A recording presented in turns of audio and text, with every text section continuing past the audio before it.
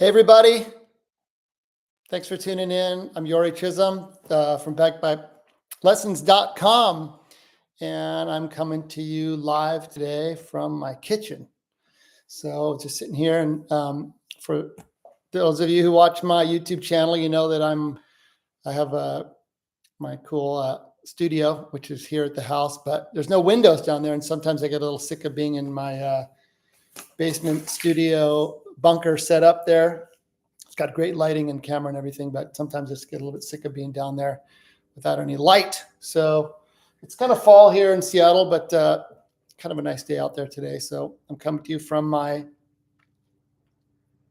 kitchen. So I got a couple quick updates for you about some live events that are coming up in the next few weeks.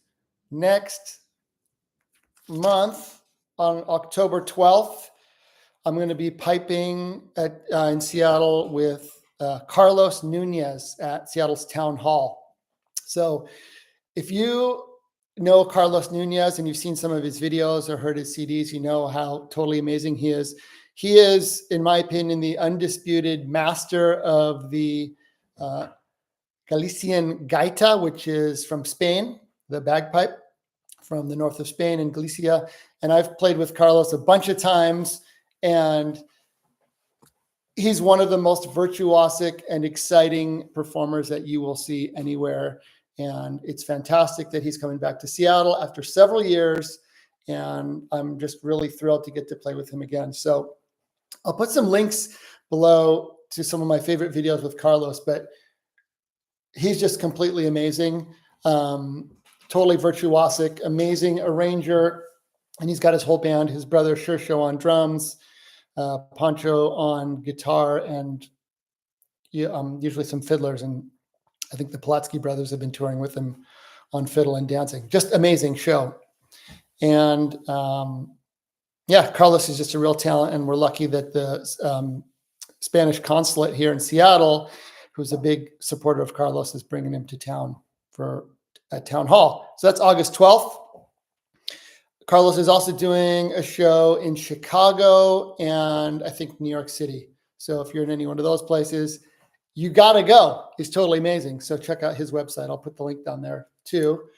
But if you're in Seattle, please come out. Be happy to see you. I'm going to be playing and bringing some other local pipers to join me there. Cool. Next thing I've got to tell you about is Tartan and Taps, which is a very cool piping and drumming and pipe band event that is going to be happening in Dallas. I'm going to be teaching there, and that is October 24th through the 27th. That's a Friday, Saturday, Sunday in Dallas. And the website for that is tntwaco.com, the first one of these Tartan and Taps events they did in Waco. So TNT waco.com. I'll put the link below. And it's open to all pipers and drummers of all ability levels. It's kind of focused on firefighters and police bands, although it's open to everybody. So check that out. I'm going to be teaching some courses, and it's a really, really fun event. This is my first time going and teaching there, but I've heard all about it, and it's a very, there's a lot of opportunities for meeting other pipers and drummers and socializing, and also getting a lot of practice in terms of performing. So we're going to be going into town and checking out some of the nightlife there and playing as well. So look forward to that. That is in Dallas, October 24th to the 27th. The last sort of news announcement that I have is going to be a little bit of a tease, but I am looking at launching a new product, and I'm shooting for having it out in about a month, by the end of October. And this is a very cool product that I think every single piper is going to want.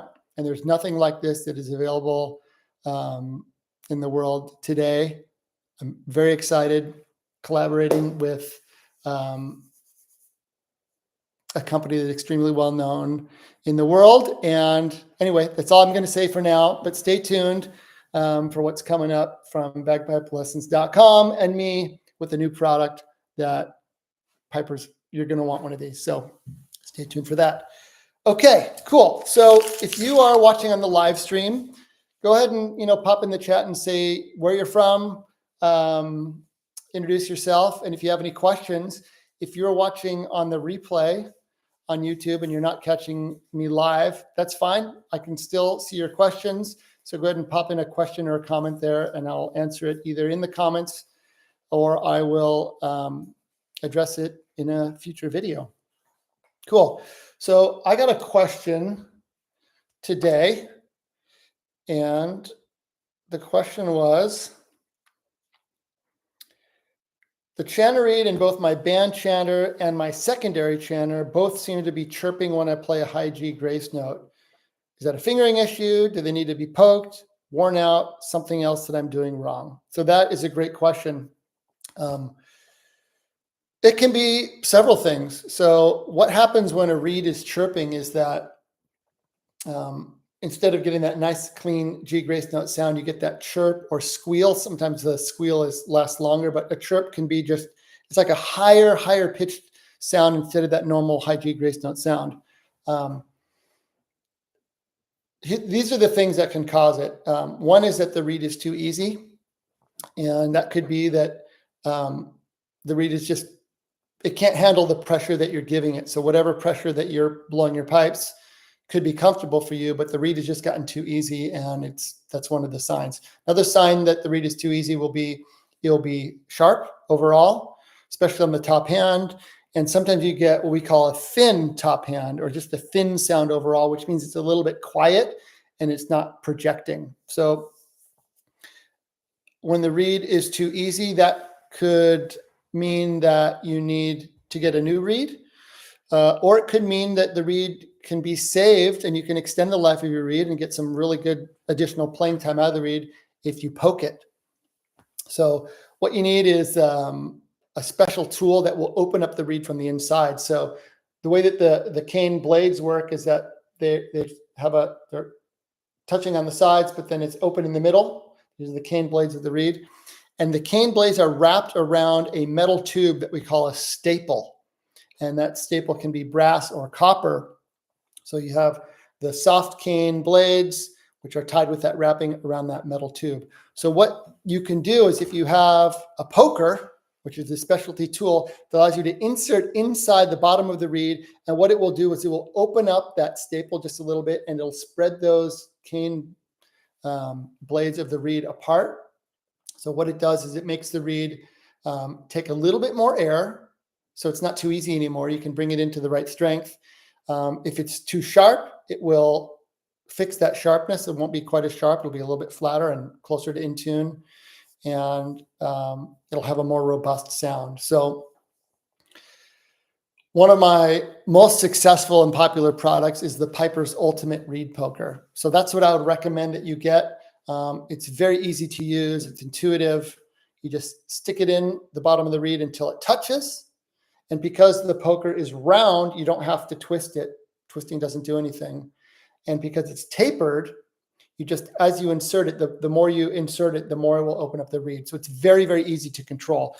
What I'll do is I'll put my thumb on the poker. There's a pen here, but I'll put my thumb on the poker just to, so once I insert the poker into the reed, now it's touching. It hasn't done anything. It's touching on the inside of the reed. I'll use my thumb and give it maybe 1 or 2 millimeters and then poke it that amount. So it prevents me from over poking the reed, and I'll pull it out and then retest it. So if you don't have a reed poker, you got to get one of these. Every piper eventually will need this poker, because your reed, even if it's a perfect reed in your perfect chanter and you love it, it's sounding great and it's lasting, and you got it in the tone protector and everything's all hunky-dory, eventually that reed will get too easy for you. And what the poker allows you to do is get some additional value and lifespan out of your reed.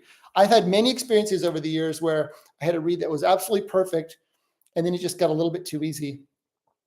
And then give it that little bit of a poke, and then that not only brings back the reed, but some of the very best reeds I've ever had have gone through that exact process, which is they were maybe slightly too hard or just right at the beginning then they broke in, and then they were perfect, and then they got slightly too easy, and then I poked them, and then they were absolutely perfect, and you get a nice long lifespan out of that reed. So I'll put the link below to the Piper's Ultimate Reed Poker.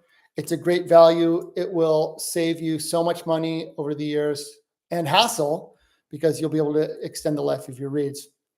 Another thing that I recommend you check out is my bagpipe-related precision tuning toolkit. So I launched this a few months ago, and the toolkit has the Piper's Ultimate Reed Poker. It also has my favorite black tape for tuning the chanter notes. It's got a really cool sanding pad for when you need to do a little bit of sandpaper to your reed to open up the top hand to free the reed. And it's got the little rubber band elastic bridles that you can put on your pipe chanter reeds when they're too hard. So these bridles are also used, the dentist or the orthodontist uses them. There are many, many different strengths. There are many, many different thicknesses, and there are different diameters. And I have done a lot of testing, and over the years, I found the perfect size and strength of these elastic bridles that you can use for your pipe chanter reeds. So check that out. That is my tuning toolkit. It's got the poker. It's got the tuning tape for the chanter. It's got the sanding pad, and it's got the elastics. And you get that all in a nifty little bagpipe-related.com little pouch. And that you can get at bagpipe-related.com/toolkit. And you're going to want that. It's a great value. If you need the poker, you should upgrade to get the toolkit. You get all that other stuff at a great bundle price.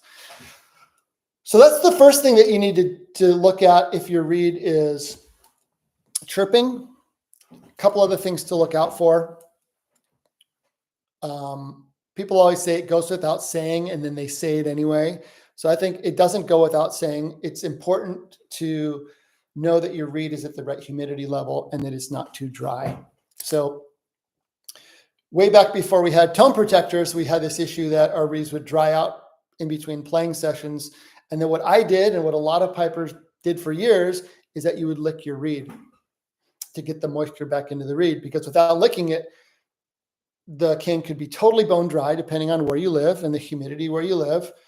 And maybe it's not a dry place, but it's winter and you're inside and the heat's going, so everything gets dried out. So all that changing humidity and central heating and travel and weather and climate, they all affect our chanter reeds, because the moisture in the air where you store your reed affects the moisture content in your reed.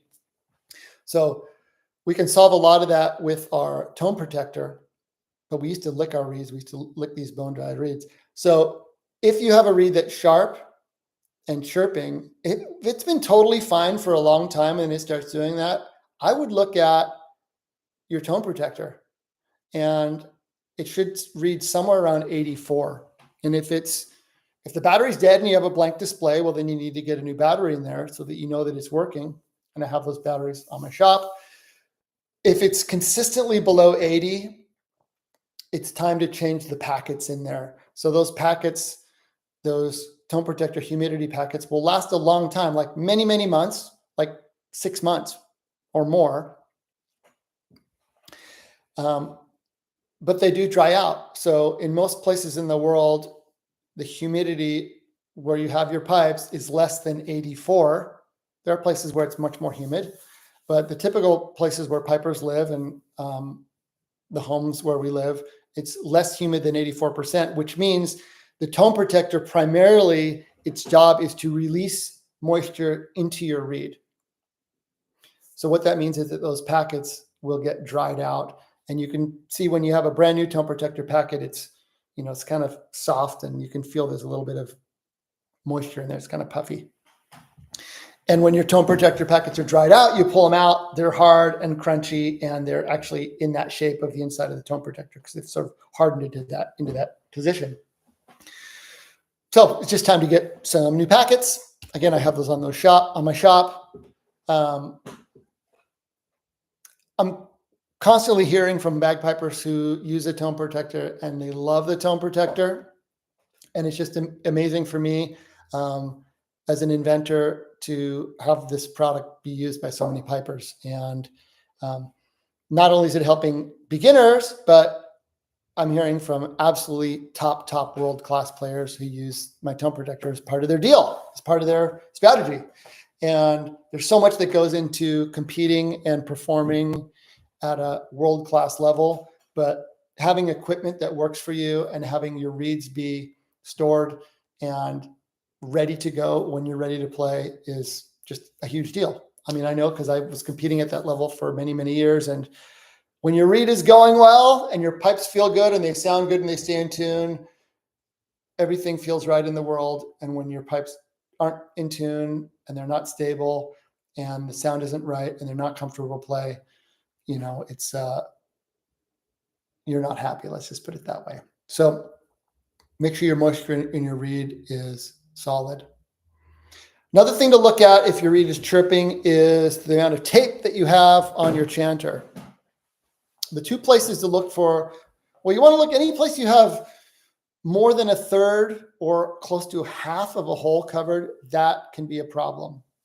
So typically the first place pipers look is on that high G note. If it's your high G grace note that's chirping, if you have a third or a half of the hole covered, that can be a problem because it interferes with the airflow. So those holes on your pipe chanter, you look at the size of the holes, those are not just random. Those holes are slightly different size depending on the note. And that's because it's for two things. It's to get the tuning right in terms of the position. The higher the hole is, the higher the pitch of that note will be. And the reason how that works is that the pitch of a note is determined by the distance from the top of the reed to the top of that hole. So if you're playing high A, that's the highest topmost hole. That's the shortest distance from the reed to that hole. So that's the highest note you can have. When you cover that thumb hole for, now you're on high G. Now the next hole in the front is a little bit further down. So now the air has to travel further to get to that, and so on, right? It's a similar sort of effect that you have on a guitar. When you pluck an open string, that's the lowest that string can be. And as soon as you start putting your fingers on the frets, you're making that string shorter, and it increases the pitch of that string. So where was I going with that? Oh, so the whole position is, if the hole's in that spot so that the note is in tune for that note.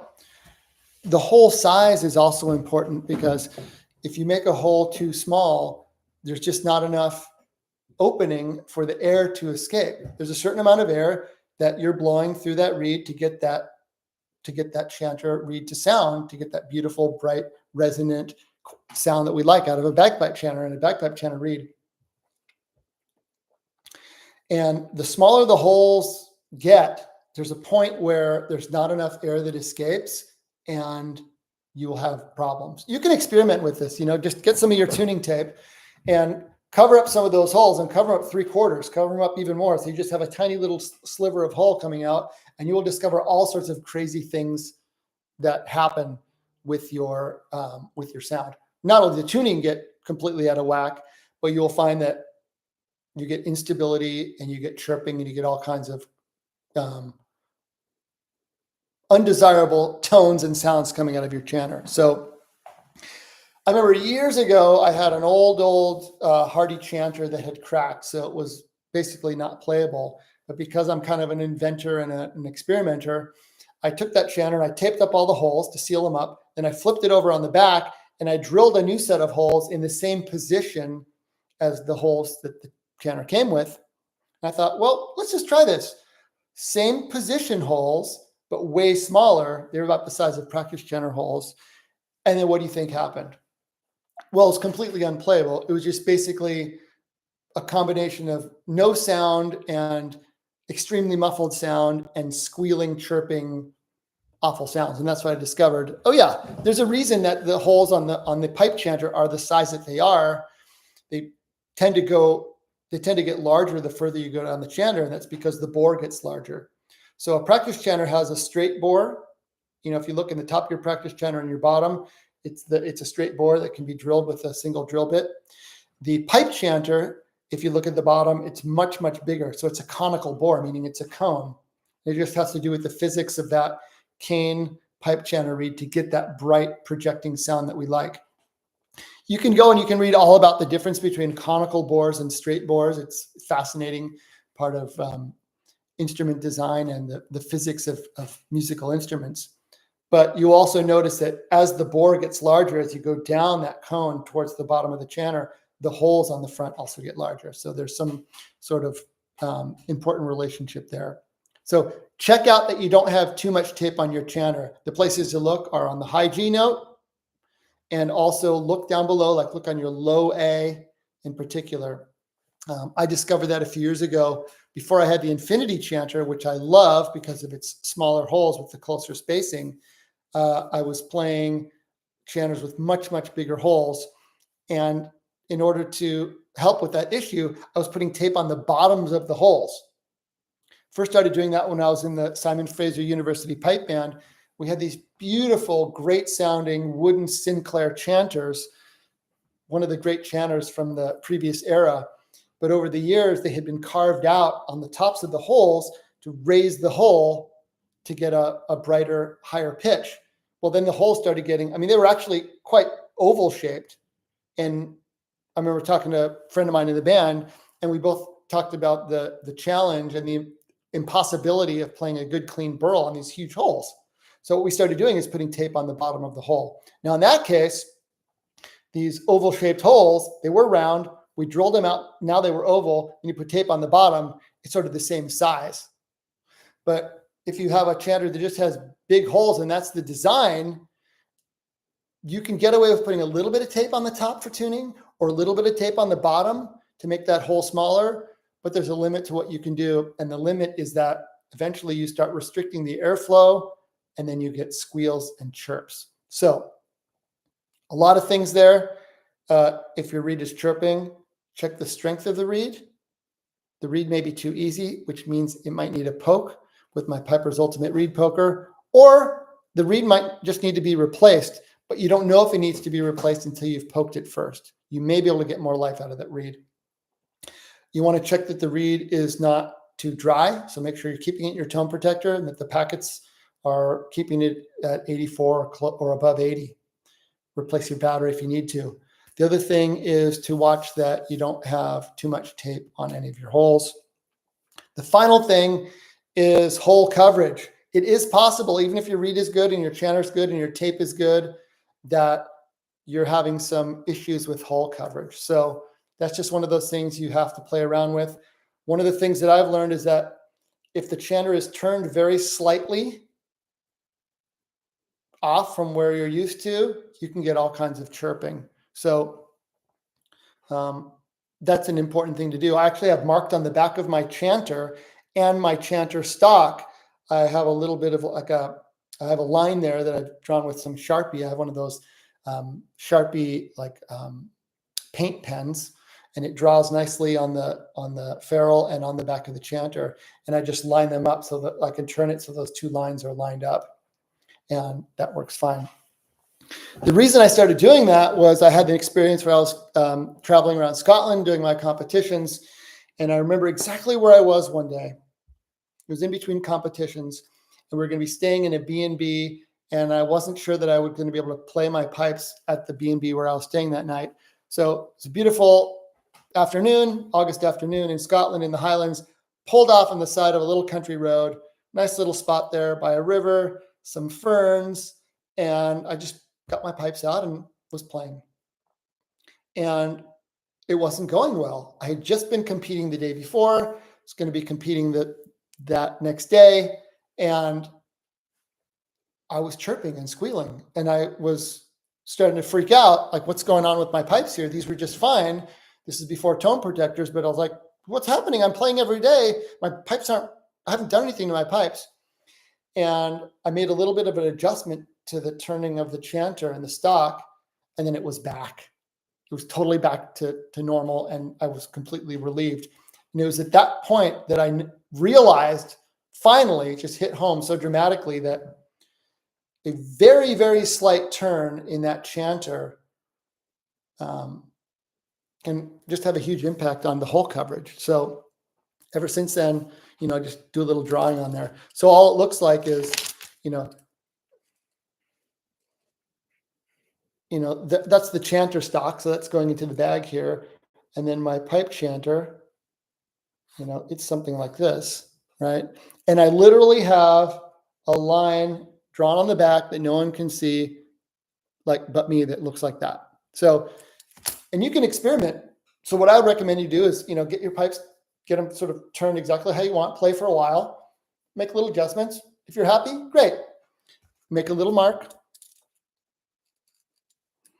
And then the next day when you go to play and you take your tone protector off and you go to put your pipes in, don't look at the mark, not yet, but just adjust it to get it exactly where it feels right. Maybe make a couple of adjustments, play a little bit, do some fine tuning, and then go and look.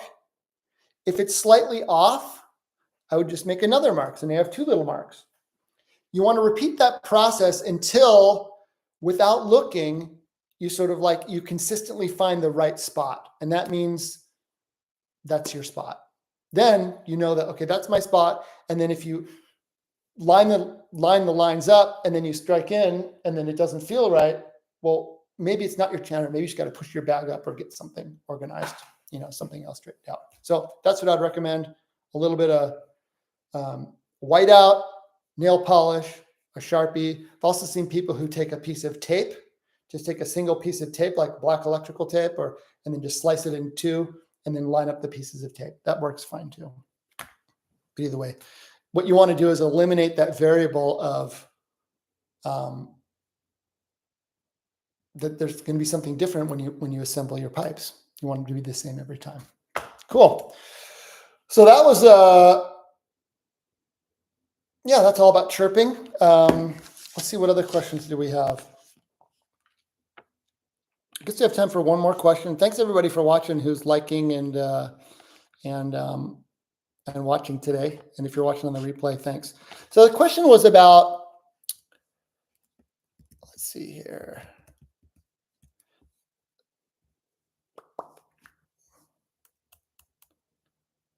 Fingering has been my greatest challenge. And my greatest transition is challenging my dexterity.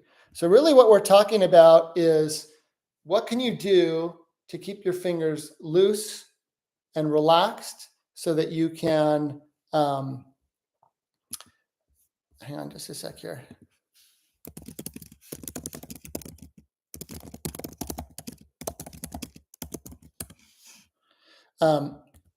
You want to find a way to keep your hands loose and relaxed so that you can execute these fine motor skills and play your technique clean, with consistency and clarity, and without the crossing noises, and not miss anything and not put anything extra in there. So the most important thing on sort of a macro level is to maintain good form, which is to keep your hands relaxed and to keep them in as close as you can to the chanter. So another way to think about it is what I call soft hands. So you're not hard, you're not rigid, you're not stiff, you're not tight, but you have soft hands, and then you keep them as close as you can into the chanter. Those are the two main things, the pillars of good bagpipe technique. But beyond that, I would say, if you do have some stiffness and tightness in your forearms and hands, doing some gentle stretches. So you can just look up on YouTube and look, you know, for hand finger stretches. One that I like is just like you're holding a tray and just pull back like this. I can really feel it in here, or another one here. You can also sort of do this sort of prayer thing and then push out.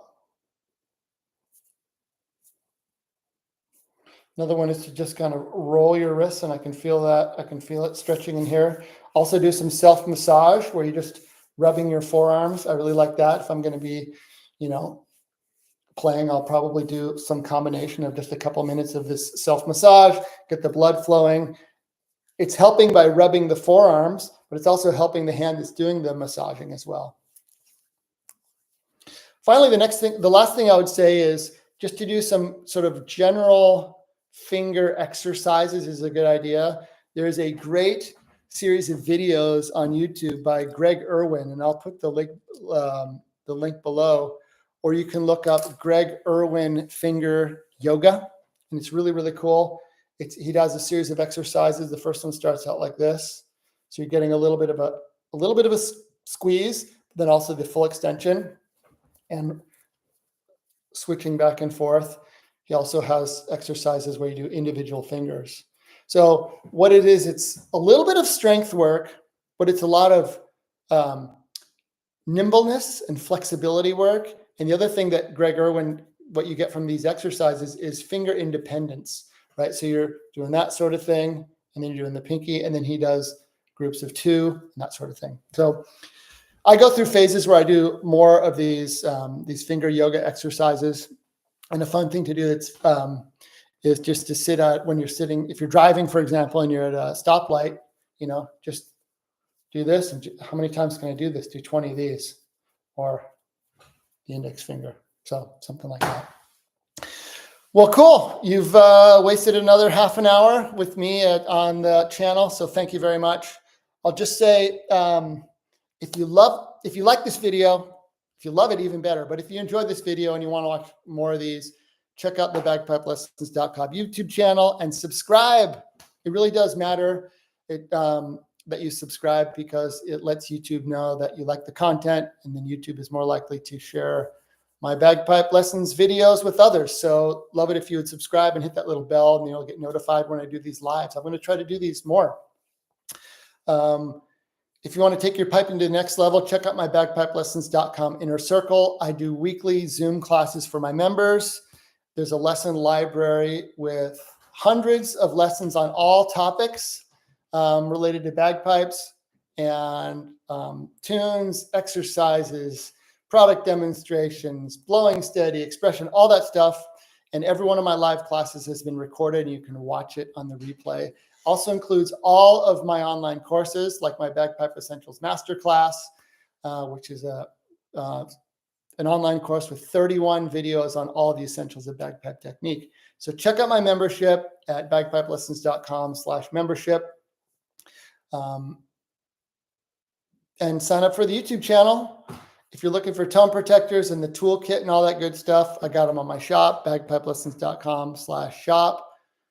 Let's wrap it up there. Thanks for joining me in my kitchen today, and we'll see you next time. Mahalo.